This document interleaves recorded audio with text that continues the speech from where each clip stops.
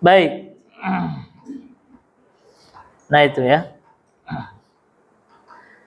Mari kita lihat bagaimana Rasulullah Sallallahu Alaihi Wasallam menghidangkan walimah. Ya, menghidangkan walimah. Diceritakan oleh Abi Kamil, qala sami'tu Anasan. Beliau menerima hadis riwayat dari Anas. Ya. Anas itu seorang remaja, ya, putra dari Ummu Salamah. Ya, putra dari Ummu Salamah. Ya. Dan Anas ini menceritakan bagaimana acara walimah di rumah Rasulullah Sallallahu Alaihi Wasallam. Ma ra'aitu Rasulullah Sallallahu Alaihi Wasallam aulama alam ra'atin. Aku tidak pernah melihat Rasulullah SAW mengadakan walimah untuk istrinya, kecuali pada saat menikahi Zainab. Nah, itu Zainab bintu Jahshin. Barulah di situ Nabi menyiapkan 1 ekor domba, disembelih, kemudian dimasak, lalu dagingnya dihidangkan kepada para sahabat. Ya, dihidangkan kepada para sahabat. Ya, jadi yang terkesan pada diri Anas itu adalah pada saat pernikahan Zainab bintu Jahshin. Padahal pernikahan-pernikahan sebelumnya dengan istri-istri yang lain, Nabi tidak mengadakan walimah. Nabi tidak mengadakan apa? Walimah. Hanya pada saat pernikahan Zainab saja. Bahkan kata Thabit Al-Bunani, bima aulama, dengan apa Rasulullah SAW menghidangkan makanannya selain dengan daging, at'amahum khubzan walahman hatta tarakuhu. Nabi menghidangkan roti, ya, selain daging, roti, kemudian dia di dalam riwayat yang lain menghidangkan kurma, menghidangkan tepung, dan menghidangkan minyak. Itu karena makanan orang Arab. Sangu mah teu aya sangu mah. Dari itu mah teu aya sawah, jadi itu mahnya. Jadi yang ada adalah pohon kurma yang banyak. Jadi ya kurma yang dihidangkan begitu ya. Seperti itu. Nah, kemudian yang unik juga, Bu, ya, yang unik ya. Ada sebagian sahabiat yang membantu mengirimkan makanan. Nah, itu. Sahabiat membantu mengirimkan makanan untuk acara walimahnya Rasul. Dan ini sebagai bentuk sukarela. Ya, bentuk sukarela, bentuk kebaikan. Ya, di kita juga ada kan ya. Kadang-kadang tetangga suka bawain apa? Bawain kue, ya, itu sudah galib, sudah menjadi adat kebiasaan itu. Tidak mengapa. Karena itu tidak bertentangan dengan apa? Dengan syariat. Ya, membawa kadang amplop mah sudah jelas ya, amplop gitu kan. Dan seterusnya. Jadi beras, kadang-kadang ada apa gitu kan, ayam gitu dan seterusnya. Ya. Kemudian Ummu Sulaim ini menyiapkan makanan yang dicampur antara kurma, kemudian minyak dan terigu. Kemudian diaduk dan ditumbuk, ya, ditumbuk di dalam wadah. Dalam sebuah wadah kemudian jadi sebuah makanan, ya, makanan khas. Enggak tahu seperti apa makanan khasnya. Mungkin kalau di kita mah mungkin apa namanya? Kue ali kali ya. Terus kemudian apa gitu kan buat pernikahan, ya. Ah iya, betul. Betul. Berarti Maria mungkin ya. Ya. Kemudian Rasulullah SAW memerintahkan Anas. Ya, Anas ini remaja yang selalu siaga membantu Nabi. Karena Anas ini dirinya diwakafkan untuk selalu melayani Rasul. Ya, melayani Rasul. Sampai Anas ini diperintahkan oleh Nabi, ya Anas, wahai Anas, idhab bihada ila Rasulillah sallallahu alaihi wasallam. Diperintahkan oleh Ummu Sulaim. Wahai Anas, tolong bawakan makanan ini, ya, berikan kepada Nabi. Fakul, sampaikan kepada Nabi, ba'astu bihada ilaika ummi. Ya, sampaikan kepada Nabi, aku disuruh sama Umi. Bahasanya gitu ya. Aku disuruh sama Umi, ya. Wahya tuqri'ukas salam. Dan sampaikan salamku kepada Nabi. Subhanallah ya, ibu-ibu luar biasa ya cintanya kepada Nabi sampai membantu membuatkan makanan, ingin ikut serta dalam kebahagiaan Rasulullah Shallallahu Alaihi Wasallam. Karena memang seorang mukmin itu, seorang muslim itu akhlaknya memang harus seperti itu, Bu. Ikut bersuka cita dan ikut pula dalam berduka cita. Kalau lagi bahagia kita ikut serta, bahagia membantu, mengirim apa. Dalam saat berduka pun kita ikut berduka, begitu. Jangan seperti orang munafik. Kalau orang munafik itu orang lagi bahagia, dia sakit hati. Ya. Kemudian orang munafik begitu kan? Iya. Kalau orang lain lagi sakit, lagi tertimpa bencana atau apa, dia bersuka cita, dia bahagia. Iya, dia nyukurin gitu kan? Nah, seperti itu. Orang mukmin itu begitu, selalu membantu gitu ya, membantu bagaimana saudara-saudaranya. Ya, makanya ibu komunitas pengajian ini harus saling peduli, ya, saling peduli dengan ya ibu kalau ada yang membutuhkan, ada yang musibah, kalau ada hal yang membahagiakan, kita ikut serta ibu, ya ikut serta membantu sebisa mungkin dengan apapun yang kita mampu, seperti itu. Wa taqulu, wahai Anas,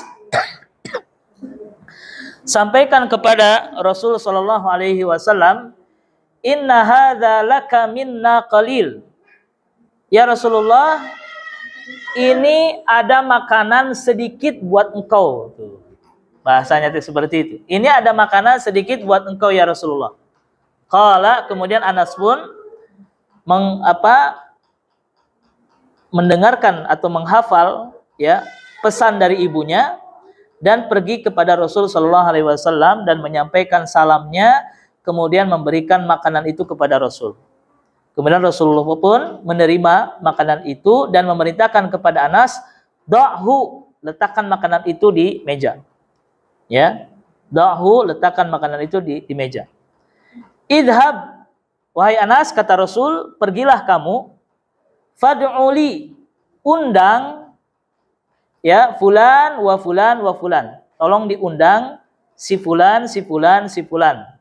Undang, suruh ke sini. Ya. Wa man laqait, dan setiap orang yang kamu jumpai. Nah, begitu. Itu akhlak Nabi itu. Ya, meminta kepada Anas agar ngajak siapa saja yang kamu jumpai di jalan. Ajak pokoknya yang kamu jumpai. Kira-kira kebayang nggak Bu, kalau perintahnya umum seperti itu, yang datang kira-kira sedikit atau banyak Bu? Itu luar biasa Nabi. Ya, pasti yang datang banyak, ternyata benar Ibu. Yang datang berapa orang ke rumah Nabi Sallallahu Alaihi Wasallam? 300 orang datang ke rumah Nabi Sallallahu Alaihi Wasallam. Sedangkan makanan yang dihidangkan oleh Nabi cuman 1 ekor domba. Kira-kira cukup nggak tuh Bu? Hah? Kurang lah. Ya, 1 domba itu untuk berapa orang tuh kalau dikerut-letik gitu kan? Berapa orang tuh? Iya. Ternyata setelah semuanya datang 300 orang sahabat itu ke rumah Nabi sallallahu alaihi wasallam, kemudian Rasulullah memerintahkan lagi Anas, hati at-taur. Ya. Tolong ambilkan wadah. Qala fadakhalu hatta imtala'atis suffah wal hujrah. Kemudian para sahabat pun masuk ke rumah Nabi sallallahu alaihi wasallam dan sebagian ada di luar sampai ruangan tengah rumah Nabi itu penuh, padahal rumah Nabi itu kecil. Rumah Nabi itu kecil, enggak besar. Jadi sebagian di luar. Ya, luber keluar. Faqala Rasulullah sallallahu alaihi wasallam, kemudian Rasulullah sallallahu alaihi wasallam memerintahkan kepada Anas bin Malik agar disiapkan wadah, isinya itu daging yang sudah matang, yang sudah masak, enak, kemudian roti dan sebagainya dihidangkan. Lalu kemudian Nabi memerintahkan agar para sahabat masuk ke rumah Nabi untuk menikmati hidangan itu 10 orang 10 orang. Ya, 10 orang 10 orang. Masuk 10 orang, maka dan ternyata Ibu, keberkahan salah satu mukjizat Nabi sallallahu alaihi wasallam itu makanan tidak habis-habis Ibu. Ya. Dan beberapa kali kejadian pernah Nabi dihidangkan sebuah susu di saat perang Ahzab, ya, di saat Gali Parit, perang Khandaq, bukan perang Ahzab, perang Khandaq, ya. Para sahabat kelaparan. para sahabat kelaparan. Ada salah seorang sahabat ingin memberikan makanan susu kepada Rasul, tapi khusus untuk Rasul, karena cuman sedikit. Malu kan para sahabat ini malu mau ngundang yang lain gak akan cukup. Jadi khusus buat siapa? Buat Rasul. Ini kejadian yang lain. Kemudian ia pun berbisik kepada Nabi melalui orang lain gitu kan. Ya Rasulullah, engkau diundang untuk makan di rumahnya fulan, tapi hanya khusus buat engkau. Akhirnya Nabi SAW malah diumumkan. Ya, ayyuhal qaum, wahai para sahabat, fulan itu fulan mengundang kita minum susu di rumahnya. Ayo kita ke rumahnya. Datang ke rumahnya itu. Ya, sahabat yang ngundang ini ketika melihat sama istrinya juga, waduh, ini gimana nih, jumlahnya banyak lagi kan? Ribuan lagi, ratusan gitu kan? Akhirnya Rasulullah SAW masuk ke rumahnya, tenang wahai sahabatku, mana susu ataupun yang kamu hidangkan itu. Kemudian didoakan oleh Nabi SAW. Kemudian Nabi minum sampai habis. Setelah itu oleh Nabi diperintahkan sahabat agar masuk bergiliran. Dan alhamdulillah ibu, itu makanan, ya minuman, itu semuanya para sahabat minum semua. Tidak habis-habis. Bahkan mereka minum sampai kenyang. Ya, minum sampai kenyang. Keluar, udah kenyang, masuk lagi, tidak habis-habis. Begitu pula di dalam walimahnya Rasulullah SAW ini. Jadi 10-10 masuk. Wal ya'kul kullu insanin mimma yalih. Dan hendaknya setiap sahabat makan apa yang ia dekat. Fa'akalu, kemudian mereka makan hatta syabi'u, hingga semuanya kenyang. Subhanallah. 300 orang makan kenyang padahal makanannya cuma sedikit. Itulah mukjizat Rasulullah SAW. Fa kharajat ta'ifatun hatta akalu kulluhum. Maka setiap 10 atau satu kelompok sudah selesai makan, keluar, masuk yang lain sampai semuanya selesai, ya, mendapatkan jatahnya masing-masing. Begitu, ya. Faqala li, maka Rasulullah berkata kepadaku, kata Anas, ya Anas, wahai Anas, irfa, angkat wadah itu. Qala farafa'tu fama adri hina wada'tu kana aksar am hina rafa'tu. Maka Anas pun mengatakan, aku tidak tahu wadah yang berisi makanan itu apakah dia lebih banyak saat aku letakkan atau lebih banyak saat aku angkat. Menunjukkan makanannya masih ada. Padahal orang-orang semuanya sudah makan, sudah kenyang, tapi makanannya masih ada. Itulah keberkahan. Ya, itulah mukjizat Nabi SAW menjadikan makanan sedikit cukup untuk orang yang banyak. Ya, cukup untuk orang yang banyak. Ya. Itulah, ya, keberkahan dari kesolehan seorang Rasul, ya, seorang Nabi. Baik, kita lanjutkan. Makanya ibu, kalau kita yakin kepada Allah, ketika menghadapi pernikahan itu kadang-kadang pusingna sok sieun teu mahi. Betul ibu? Sok sieun teu mahi gitu ta. Duh kumaha ieu pusing gitu kan, pasti ya nganyuk we, pasti nganyuk. Ya. Pasti kudu nginjem ke tukang warung. Nyokot di biasa karung. Nyokot di daging 10 kilo. Nah, pasti begitu. Ya. Insya Allah ibu, ya disitulah memang ujian buat kita. Kita harus yakin kepada Allah. Terus hati itu menjerit, ya Allah, mudah-mudahan sing cukup, mudah-mudahan sing cukup. Itu yang doa ibu ke Allah, ya. Ya tahu-tahu ada rizkinya aja. Tahu-tahu geninganan cukup weh. Ya, minta kepada Allah, Bu. Ya, minta hati terus, ya, minta kepada Allah. Ya, seperti itu.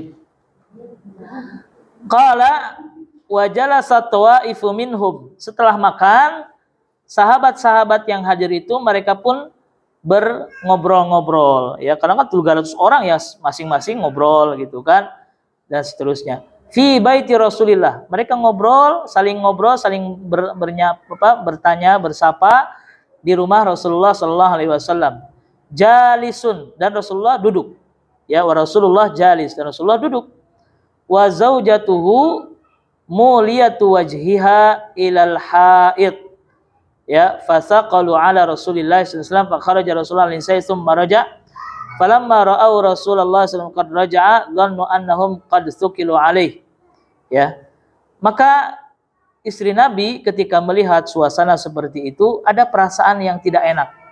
Ada perasaan yang tidak enak. Kemudian Rasulullah pun ya pergi meninggalkan mereka. Ya, fabtadadul bab fa kharaju kullahum. Maka ketika sahabat melihat bahwa Rasulullah meninggalkan majlis, menunjukkan bahwa acara telah selesai. Maka Rasulullah pun menutup sitar, ya, minta izin menutup sitar, dan setelah itu kemudian turunlah sebuah ayat teguran kepada para sahabat, kalau urusannya sudah selesai maka lebih baik langsung pulang. Karena di situ teguran kepada para sahabat setelah makan malah duduk ngobrol sampai duduknya lama. Maka ditegur oleh Allah Subhanahu wa taala, diturunkan sebuah ayat di dalam surat Al-Ahzab, ya, ayat 53, ya ayyuhalladzina amanu, wahai orang-orang yang beriman, la tadkhulu buyutan nabi, janganlah kalian masuk ke rumah Nabi, illa ayyudzana lakum, kecuali jika diizinkan bagi kalian, ila ta'amin, untuk menikmati hidangan, ghairu nadhirina inahu, tanpa harus menatap wajah Nabi. Ya, jadi makan itu ditutupin Nabi gitu ya.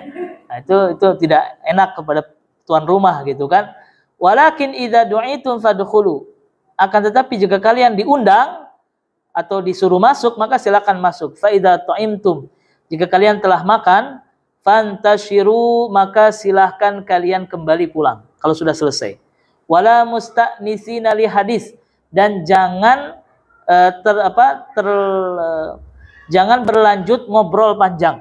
Jangan berlanjut ngobrol panjang. Inna dzalikum kana yu'dzin nabi, karena ngobrol panjang kalian di rumah Nabi itu akan mengganggu siapa? Mengganggu Nabi. Ya, barangkali Nabi ada urusan lain dan seterusnya ya. Sehingga ditegur oleh Allah Subhanahu wa taala. Jadi kalau ibu sudah selesai makan, lebih baik ibu? Pulang, ya. Apalagi kelihatan gitu kan, wah, Columbus, itu Columbus, ibu-ibu suka membungkus makanan gitu kan. Wah, ini ada makanan nih, kita bungkus gitu kan. Ya. Jangan ibu ya, jangan malu-maluin. Ya, jangan malu-maluin. Cukup yang dihidangkan, ya udah itu kita makan, ya. Kalau masih belum kenyang, boleh nambah lagi gitu kan. Silahkan, kalau tidak malu nggak masalah gitu kan. Baik. Ya. Pengennya bungkus gitu kan. Bungkus lagi terkirim-kirim gitu ya. Saya gitu kan dibungkus semuanya gitu ya. Baik.